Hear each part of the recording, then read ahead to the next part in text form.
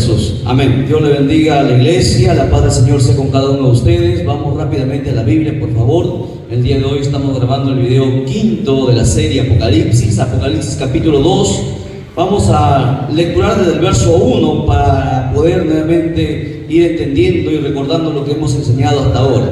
Apocalipsis 2:1, nos ponemos en pie rápidamente y lecturamos. Hoy estamos estudiando, hermanos, la iglesia de Efeso.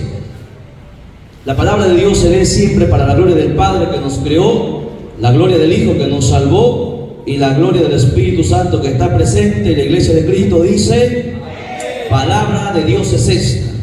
Escribe al ángel de la iglesia en Efeso, el que tiene las 7 estrellas en su diestra, el que anda en medio de 7 candeleros de oro, dice esto: yo conozco tus obras y tu arduo trabajo y paciencia, y que no puedes soportar a los malos, y has probado a los que se dicen ser apóstoles y no lo son, y los has hallado mentirosos, y has sufrido y has tenido paciencia y has trabajado arduamente por amor de mi nombre y no has desmayado, pero tengo contra ti que has dejado tu primer amor. Oramos. Bendito sea el nombre tuyo, Dios mío, Dios del cielo y de la tierra. Gracias te damos de todo corazón, eterno Dios, por habernos permitido, Señor Dios mío, un día más estar en tu casa y en esta hora, Señor Dios mío, haber lecturado tu palabra. Padre mío, tu pueblo te pide, Señor Dios mío, que seas tú quien nos ministre a través de tu Santo Espíritu. Padre mío, háblanos, porque solamente tu palabra puede libertarnos, solamente tu palabra puede romper cadenas, ataduras. Padre mío, solamente tu palabra puede guiarnos a la verdad. Bendito Dios del cielo y de la tierra, que esta palabra, que es más cortante que toda espada de 2 filos, traspase el alma, el espíritu de cada uno de nosotros, Padre mío, y nos liberte, nos restaure, nos sane, nos consuele, nos bendiga y nos dé a vida. Padre, en el nombre de Jesús declaramos tu victoria, reprendemos todo lo que no es tuyo, Padre mío, atamos al hombre fuerte, todo principado, potestad, a todo espíritu inmundo que se mueve en los aires, que atormenta la vida. Padre mío, declaramos inoperante todo poder del diablo, y que solamente la voz de tu Santo Espíritu sea la que hable en esta hora con poder y con autoridad, en el nombre de Jesús nuestro Señor. Amén, amén y amén. Tome asiento, mantenga la Biblia abierta, saque sus cuadernos y continuamos. Hemos estudiado hasta el verso 3, ¿verdad? Hoy vamos a continuar hasta el verso 2, me parece. Sí, hasta el verso 2 hemos estudiado, ¿verdad? Hasta los apóstoles y los has hallado mentirosos. ¿Sí? ¿Me ayudan, por favor, los que han estado en las clases anteriores? Ahí nos quedamos, ¿verdad? Bien, vamos entonces a ir al verso 3. Dice la Escritura: y has sufrido. Verso 3, ahí estamos, ¿ok?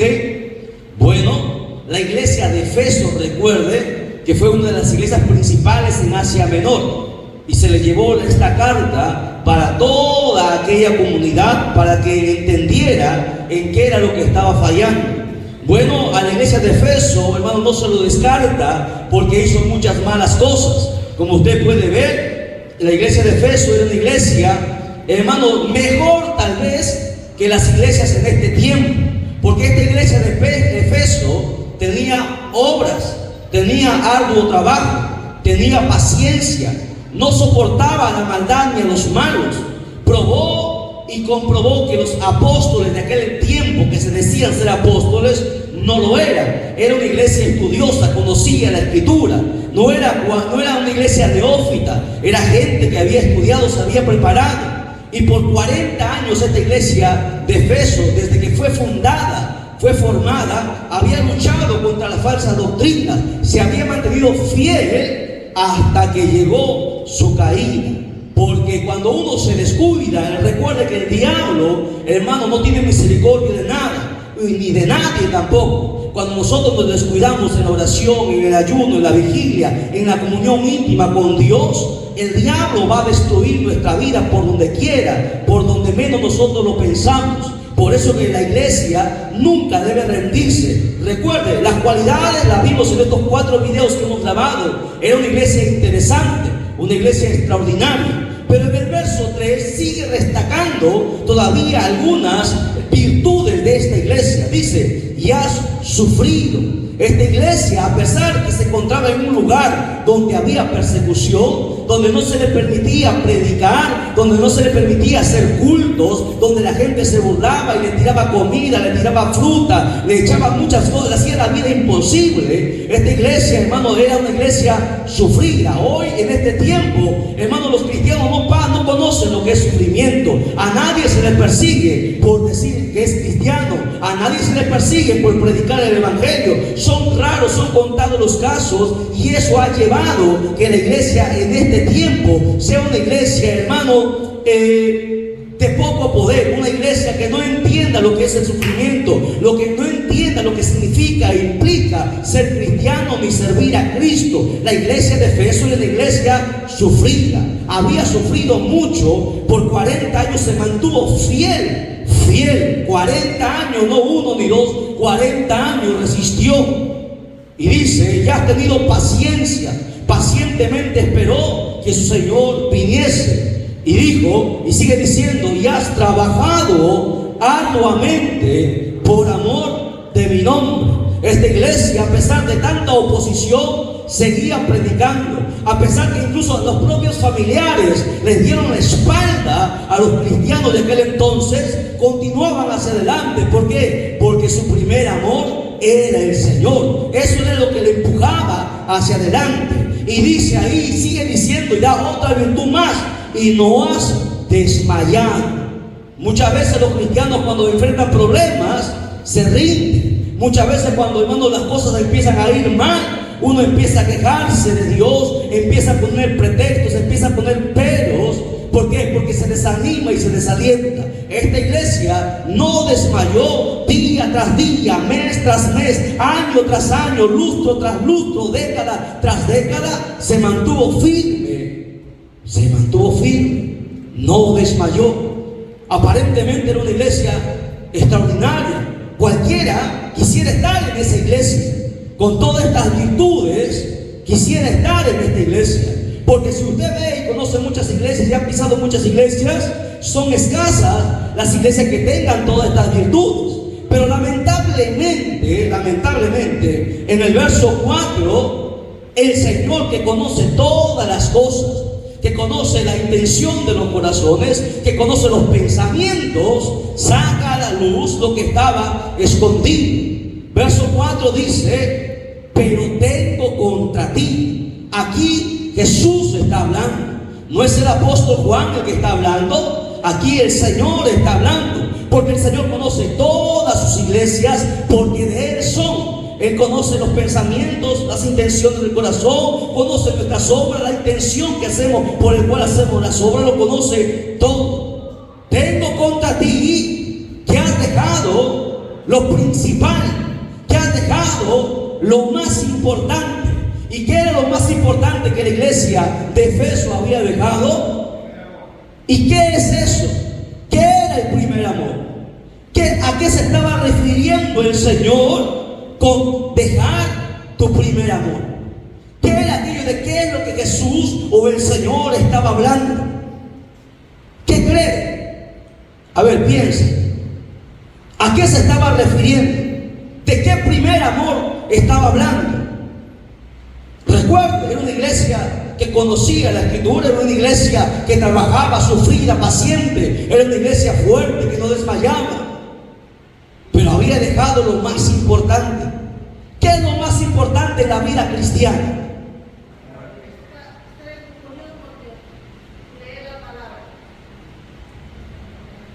¿Por qué somos cristianos?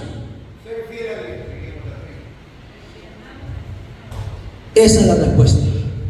Ser cristiano, por sobre todas las cosas, implica amar al Señor. Amar a Dios por encima de ti mismo, por encima de tu esposo, de tu esposa, de tus hijos, por encima de tu trabajo, por encima de cualquier cosa. Lo primero, lo más importante que debe todo cristiano tener es el amor a Jesucristo, es el amor a Dios, de hacer lo que Dios manda. El primer y más grande mandamiento es amar a Dios con todo tu corazón, con toda tu alma, con toda tu mente y con todas tus fuerzas. Pero esta iglesia lo dejó. Era una iglesia que predicaba, era una iglesia que hacía obras, era una iglesia que ayunaba, era una iglesia que hacía muchas cosas, como hoy en este tiempo las iglesias lo hacen, pero descuidó lo más importante. Y en este tiempo, como en todos los tiempos, ese ha sido un gran problema de los cristianos en el mundo entero, en toda la era eclesiástica. A veces hacemos muchas cosas y descuidamos lo más importante, que es el amor a Dios. Que yo tengo que defender al Señor por sobre todas las cosas, por encima de mí mismo, por encima de mis comodidades, de mis pensamientos, de lo que yo tenga, de lo que yo piense, porque Dios está primero. Ese era el problema que esta iglesia tenía. Recuerda, dice ahí, escuche bien, porque ser cristiano, escuche bien, ser cristiano consiste en amar al Señor Jesucristo. Eso es ser cristiano. Nosotros aquí podemos orar, podemos cantar, podemos danzar, podemos derramar lágrimas, pero si no amamos a Dios por encima de todas las cosas, hemos perdido la esencia de ser cristiano. Porque ser cristiano, anote en su cuaderno, consiste en amar al Señor. Abra su Biblia conmigo, San Juan 14, 21. San Juan 14, 21. Voy a dar 3 pasajes donde te voy a demostrar qué es la esencia de ser cristiano. Mucha gente tiene doctrina, tiene atributos, tiene dones, tiene talentos, pero no ama a Dios por sobre todas las cosas. Prefiere defender muchas cosas a muchas personas, pero no defender lo correcto, no defender a Dios por encima de todo. San Juan 14, 21 dice: el que tiene mis mandamientos y los guarda, ese es el que me ama. Escuche, el que guarda, ese es el que me ama. Y el que me ama será amado por mi Padre, y yo le amaré y me manifestaré a él. ¿Cuántos cristianos existen en el mundo? Pregúntele si el Señor se le ha manifestado a esos cristianos.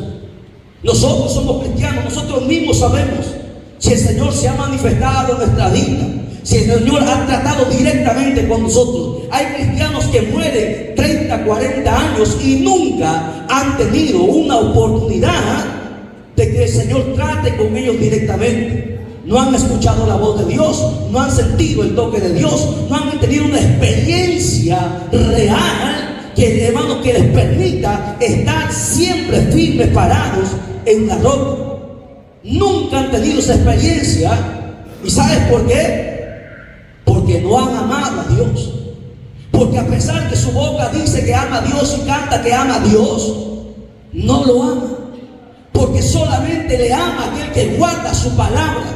Por eso aquí Jesús mismo está hablando y dice: el que tiene mis mandamientos y los guarda, ese es el que me ama. Y no solamente dice eso: el que me ama será amado por mi Padre. Hay muchos cristianos, y perdónenme los que nos están mirando a través del canal, con mucho dolor. Tal vez un pastor nunca les ha dicho esto, pero con mucho dolor, y es la triste realidad y es la pura verdad. Hay muchos cristianos que están fuera, lejos de Dios. Como dijo el profeta Isaías, con su boca, ¿qué dice Isaías? ¿Se acuerdan? Con su boca profesan tener a Dios, pero su corazón está lejos de Él. Mucha gente dice: yo soy cristiano, Dios me ama. Dios no te ama. Mientras tú no guardas su palabra, mientras tú no honres su palabra, mientras tú no le amas a Dios por encima de todas las cosas, por encima de tu familia, por encima de todo, por encima de ti mismo, no te puede amar Dios. Porque el primer mandamiento está dado. Y dice ahí, cuando tú hagas eso, Jesús dice: y yo le amaré y me manifestaré a Él. Y esto es algo un poquito ya, un nivel elevado que muchos cristianos tendrían que entender. Porque el tiempo se ha cortado y la iglesia necesita aprender estas verdades que están ahí en la Biblia, que nadie se lo dice, porque muchos pastores no quieren herir los corazones, la susceptibilidad de muchos cristianos que todavía son niños. Pero ya no hay tiempo con niños. El tiempo se ha terminado. En cualquier momento la trompeta suena y no vamos a estar con las mismas cosas siempre. Como dijo Jesús, Pedro le dijo: Señor, muy fuerte es tu palabra, muchos se van. Jesús le dijo: ustedes también se quieren ir, porque el que ama a Dios va a permanecer. Esta es una verdad que no se quiere decir, pero se tiene que decir. Ser cristiano es amar a Jesús por encima de todas las cosas, por encima de mi reputación, por encima de cualquier cosa. Ser cristiano es amar a Dios. Y amar a Dios implica obedecer la palabra. San Juan 14:23, lea ahí nada más, el verso 23. Respondió Jesús y le dijo: el que me ama, mi palabra guardará. ¿Qué más? Y mi Padre le amará, y vendremos a él y haremos morada en él. Yo pregunto a la iglesia en el mundo entero, líderes, evangelistas, pastores: ¿Dios ha hecho morada dentro de ti? ¿Tú sientes al Padre, al Hijo y al Espíritu Santo dentro de ti? Porque dice ahí: vendremos y haremos morada en él. ¿A quién? Solamente al que guarda la palabra. Solamente ese es el que le ama. Esta iglesia fue una iglesia excelente, tuvo muchas virtudes que podemos aplaudir. Estamos lejos tal vez, pero perdió la esencia de ser cristiano, que es amar a Dios. Yo tengo que amar a Dios por encima de mi esposa. Si mi esposa me dice miente o haz algo, no lo voy a poder hacer. Aunque ame a mi esposa, no lo puedo hacer, porque amo a Dios por encima de mi esposa, por encima de mis hijos, por encima de mí mismo. Eso es amar a Dios. Un cristiano que ama a Dios no puede comprometer sus principios por nada ni por nadie, porque ama a Dios por encima de todas las cosas. Ama a Dios. Hay que amar a Dios por encima de todo. Alabado sea su nombre. Hay que volver nuevamente a esto. Ya basta de tanta religiosidad y de tanto show dentro de las iglesias. Gente que, hermano, está vacía por dentro. No hay nada de Dios adentro. Solamente el cristianismo es una vestimenta por fuera, pero no hay nada adentro. No hay unción, no hay poder, no hay autoridad, no hay nada. No podemos engañarnos. Ser cristiano es, hermano, tener a Dios dentro. Y cuando tú tienes a Dios dentro, el Señor usa tu vida y hace cosas. Y ese es el tiempo que la iglesia despierte y entienda.